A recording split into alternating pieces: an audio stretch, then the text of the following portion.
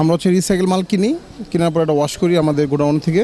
Wash করার পরে এগুলো আমরা বিভিন্ন কোম্পানি আলাদা নিয়ে যাই আর কি। যেমন দেখা যাচ্ছে জেলির বয়ম, আচারের জন্য, সসের জন্য, যার যেরকম দরকার পড়ে। কেউ বাসা বাড়ির জন্য নিচ্ছে, কারণ কাচের বোতল এটা ওয়াশ করার পরে আপনার গরম পানিতে ওয়াশ করলে এটার জীবাণু থাকে না, পরিষ্কার হয়ে যায়। প্লাস্টিক তো আপনার ওখানে গ্যাস হয়, নানান ধরনের সমস্যা হয়, ক্যান্সার হয় প্লাস্টিকের মাল রাখলে।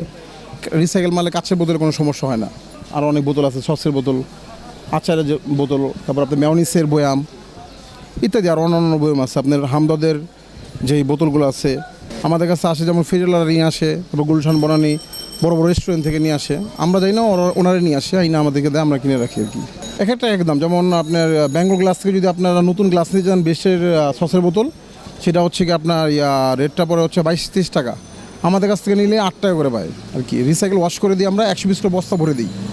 যদি ওটা আমাদের এখানে তো 800 টাকা, যদি বা আপনার বেঙ্গল গ্লাস নতুন নেয় তাহলে 2200 টাকা পড়ে। সেক্ষেত্রে ওনারা রিসাইকেলটার দিকে একটু বেশি প্রাধান্য দেয়। যত লোকাল কোম্পানি নেয় আর কি, বড় মাপের কোম্পানিরা ওরা নতুনটা ইউজ করে। ছোটো ছোটো কোম্পানি যারা ছোটো ছোটো কোম্পানি নতুন উদ্যোক্তা তারা এগুলো নিয়ে ইউজ করে শুরু করে আর কি। তো কাচের বোতলে কোনো প্রবলেম নেই।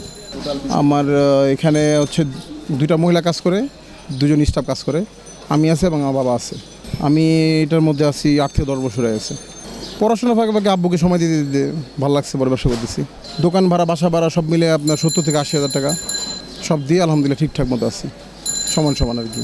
আহামরি আর কি লাভ না, কিন্তু মোটামুটি যদি ভাড়া না হইতো তাহলে 70-80 হাজার টাকা মাসে ইনকাম করা সম্ভব। ভবিষ্যৎ পরিকল্পনা এটা কি বড় করবো ইনশাল্লাহ। এটা তো আমরা যেমন কাস্টিং সোডার মাধ্যমে ওয়াশ করি, এটা যারা নেয় তাদেরকে আমরা বলে দিই আপনারা আবার ওয়াশ করে নেবেন।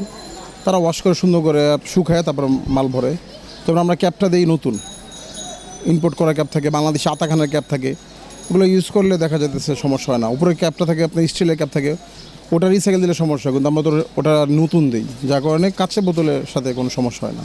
ফেলে না দিয়ে ফেরিওয়ালাদেরকে দিয়ে দিলে তারাও 2 টাকা পেলেও আমরাও নিতে পারলাম, আমাদের কাছ থেকে ভালো ভালো মানুষ নিতে পারলো।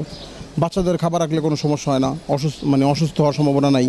বাচ্চারা সুস্থ থাকে, কাচের বোতলে কাচের বয়ামের মধ্যে জিনিস রাখলে ভালো থাকে আর কি।